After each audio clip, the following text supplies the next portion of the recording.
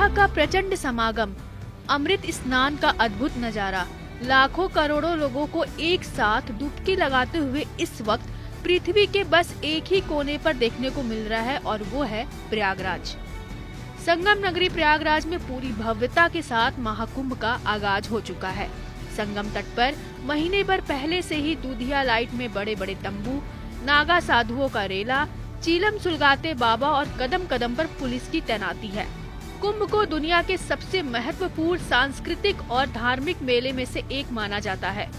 महाकुंभ का आयोजन प्रत्येक 12 सालों के अंतराल पर हरिद्वार, प्रयागराज, उज्जैन और नासिक में होता है और इनमें प्रयागराज में लगने वाला महाकुंभ सबसे भव्य होता है। हर 12 साल में आयोजित होने वाला यह मेला न केवल एक धार्मिक आयोजन है, बल्कि भारत की पौराणिक परंपराओं और आध्यात्मिक विरासत का उत्सव है। प्रयागराज जहां 3 नदियों गंगा, यमुना और अदृश्य सरस्वती का संगम होता है।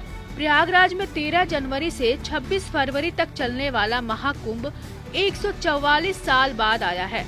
आपको बता दें कि प्रयागराज में महाकुंभ में इस बार संगम में पवित्र स्नान के लिए 6 प्रमुख तिथियां निर्धारित हैं। पौष पूर्णिमा 13 जनवरी, मकर संक्रांति 14 जनवरी, मौनी अमावस्या 29 जनवरी, वसंत पंचमी 3 फरवरी, माघी पूर्णिमा 12 फरवरी, महाशिवरात्रि 26 फरवरी।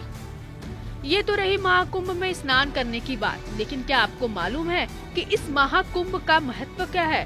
तो चलिए हम आपको बताते हैं।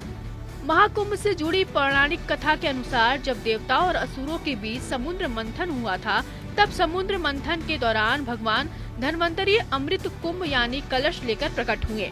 देवताओं के संकेत पर इंद्रपुत्र जयंत अमृत से भरा कलश लेकर बड़े भागने लगे और असुर जयंत के पीछे भागने लगे। अमृत कलश की प्राप्ति के लिए देवताओं और दैत्यों के बीच 12 दिन तक भयंकर युद्ध हुआ। माना जाता है कि देवताओं का एक दिन मनुष्य के 12 सालों के बराबर होता है। इस युद्ध के दौरान जिन जिन स्थानों पर कलश से अमृत की बूंदें गिरी थी, वहां कुंभ मेला लगता है।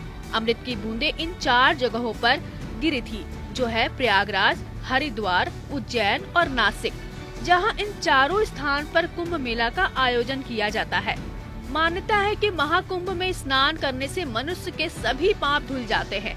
इतना ही नहीं, कुंभ में स्नान करने से मोक्ष की प्राप्ति भी होती है। इसके अलावा कुंभ मेला आध्यात्मिक ज्ञान, सांस्कृतिक आदान प्रदान और सामाजिक समरसता का भी प्रतीक माना जाता है। लोग आध्यात्मिक ज्ञान और मानसिक शांति के लिए भी कुंभ मेला में आते हैं।